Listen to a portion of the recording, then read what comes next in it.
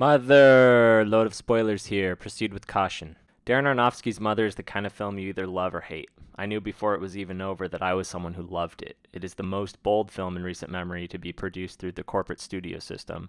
Upon my first viewing, I was floored by how personal and grotesque it was for a mainstream movie, especially due to the fact that I had just about lost faith in Aronofsky after Noah. There are plenty of reasons I will continue to return to it over and over, but the way that several allegories are layered seamlessly is what I think makes this an amazing film. I like it. The most prominent and surface-level metaphor is biblical, in which Jennifer Lawrence is Mother Nature and Javier Bardem is God. While no character is given a name, Bardem's is the only one given a capital letter. He is the creator and point of admiration for virtually every other character. Aronofsky frames him near the ceiling in reference to the heavens. He has direct lines from Scripture. I am I. He is physically invincible. Lawrence's embodiment of Mother Nature is completely dependent on him. She must endure the consequences of his creations. Her aura is natural, as shown through her bare feet. The house is the earth and extension of her, which is the setting where humanity's fate continues to unfold. It is the stage for life, creation, and destruction. I know. Ed Harris and Michelle Pfeiffer are representative of Adam and Eve. Harris is the first to arrive, and we see that his rib is wounded. Pfeiffer then arrives and wears a green leafy bra, a callback to how imagery typically displays her character. They attend to the forbidden fruit in the Garden of Eden and begin a series of suffering. Their sons are Cain and Abel. Cain kills Abel. Population flourishes. There are references to the plagues of Egypt. The sink breaking is the Great Flood and things are peaceful again. But not for long. We bear witness to our present moment in the claustrophobic vacuum. In Aronofsky's own words, he took global events and reduced them to a human scale. Riots, violence, human trafficking, and even climate change are ascribed. It's hot in here, is it me? The couple has a son who is Jesus, and we witness a blasphemous First Communion. God forgives humanity's sins, and nature expels a worthy punishment, in which oil is the fuel for humanity's end. That was intense. Amidst watching humans destroy Earth is an entirely separate metaphor for the consequences of gender roles, with an emphasis on female suffering. Lawrence's character is never taken seriously, and when she is forced into positions that require firmness, she is criticized for being so. Leave me alone. You know what? Get out of my face. Nobody respects I'm her sorry, boundaries, but and she is whatever this is, essentially you're the gonna property of forget. her male counterpart. We see how Lawrence's agency over her body is compromised, as it is assumed the property of other characters without their permission.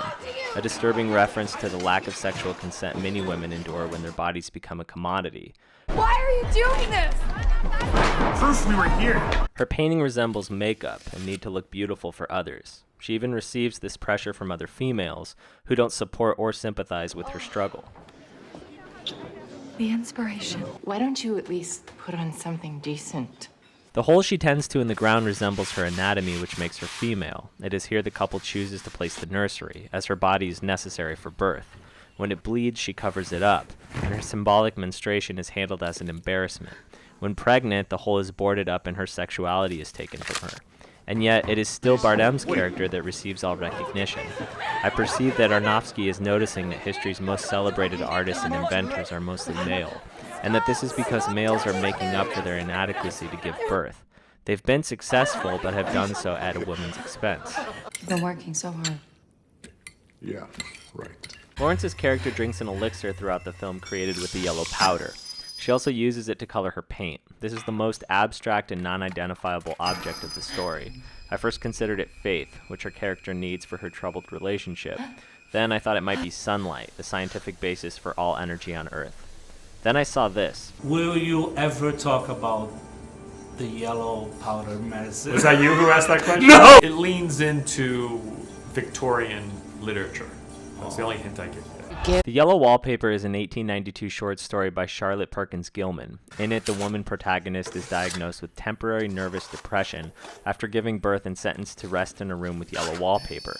She obsesses over the wall and convinces herself there is a woman living in the wallpaper. She then locks herself in the room, and when her husband enters, she exclaims, "I've got out at last, in spite of you." She then assumes she is the woman trapped in the wallpaper. Metaphorically, she breaks free of the patriarchy that bound her to the room, as it is now her choice. This story is a fair criticism of men's unfair treatment toward women. If I'm to assume that there's a connection between Mother and this 19th century story, I think that Lawrence's yellow powder represents her effort to attain the balancing act that being a woman is, exceeding in charm, sexuality, professionalism, skills, and obedience, and remaining well-liked all the while. The heart in the wall is the heart of the woman romantically involved with Bardem before Lawrence, the woman on fire in the opening scene. And if we reach the end of the film, we can assume this woman will feel Lawrence's heart through her own experience.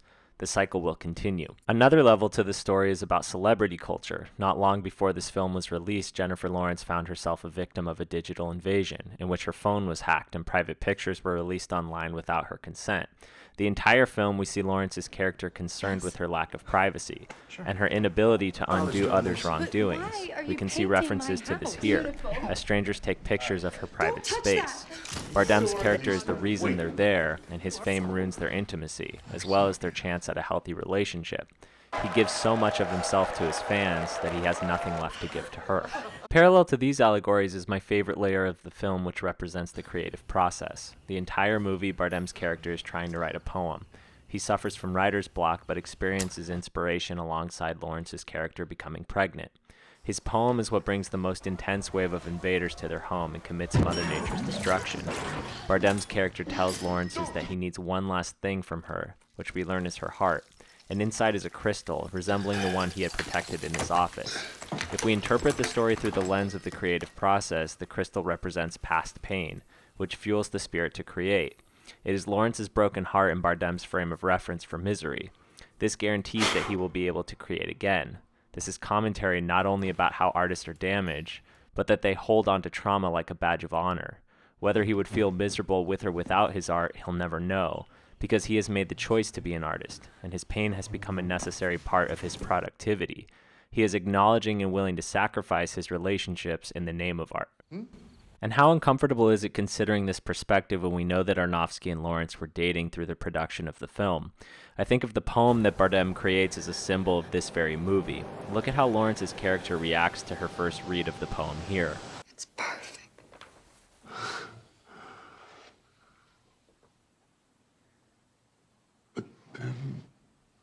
What's going on? Am I going to lose you? And what do you know? The couple is not together anymore. But it gets even more personal. Remember the woman on fire in the beginning of the film? She either is or looks uncannily close to Rachel Weisz, Aronofsky's highly publicized ex-girlfriend. Give him some privacy. Furthermore, the audience is both the reason for the artist's livelihood and success, and the reason for his counterpart's suffering. They are necessary to only his character, and even to him they are misunderstanding, eating his child and abusing his significant other. This is Aronofsky coming to terms with the fact that the audience of his films will come to their own conclusions regardless of what he intended. They will find their own personal relevance, be it in line or misguided. Some will even overanalyze and butcher his work in a YouTube video. So much of this film is devastating, but Aronofsky's self-degradation is what I find most unsettling. And what are the implications about God? Are all of us a part of a repeating art project? Aronofsky makes us ponder if creating anything really warrants loving it. After all, if our creation fails, we can always just create another one. The only optimism is perhaps the realization that through art we have the power to be God. That is, if we're willing to revel in pain. Thanks for watching. Please like and subscribe.